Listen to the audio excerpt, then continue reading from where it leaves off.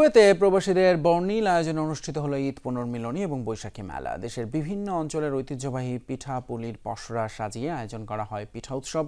এর পাশাপাশি নানান ধরনের মুখরোচক খাবার আর প্রবাসী শিল্পীদের গান নাচ পরিবেশনায় মুখরিত হয়ে ওঠে মেলার পরিবেশ। কুয়েত থেকে সহকর্মী হেফজু মিয়ার প্রতিবেদনে বিস্তারিত। কুয়েতের হিজিলে আয়োজিত হয় ঈদ পুনর্মিলনী ও বৈশাখী মেলা। শত ব্যস্ততার মাঝে একটু প্রশান্তি খুঁজতে একত্রিত হন কুয়েত প্রবাসীরা। দুপুর থেকে রাত অবধি পালিত হয় নানান আয়োজন। পরিবেশন করা হয় দেশের বিভিন্ন অঞ্চলের ঐতিহ্যবাহী পিঠাপুলি সহ চটপটি, ফুচকা, পান্তা ইলিশ, দই আর মিষ্টি সহ হরেক রকমের মুখরোচক খাবার। আমরা এই কুয়েতে সবাই একসাথে মিলিত হয়ে বাংলাদেশের কালচারকে তুলে ধরেছি। এখানে আমরা এই বৈশাখে তেলের পিঠা, বরফি ছিল, ছানার বরফি, তারপর চটপটি, হালিম, বিভিন্ন ধরনের পিঠাই ছিল।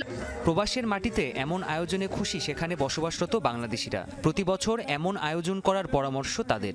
পয়লা বৈশাখে আমরা বাংলাদেশে যেমন পান্তা ইলিশ খাই, আর অনেক ধরনের আনন্দ ফুর্তি করে, সেগুলো আমাদের করা হয় না। তারই প্রতিফলে এই বছর আমরা করছি।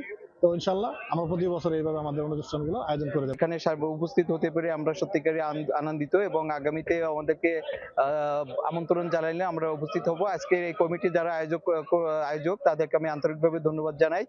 প্রবাসী শিল্পীদের মনোমুগ্ধকর সাংস্কৃতিক অনুষ্ঠানের মধ্য দিয়ে শেষ হয় মেলার এই আয়োজন। প্রাণপ্রতিম কুণ্ডু, যমুনা নিউজ।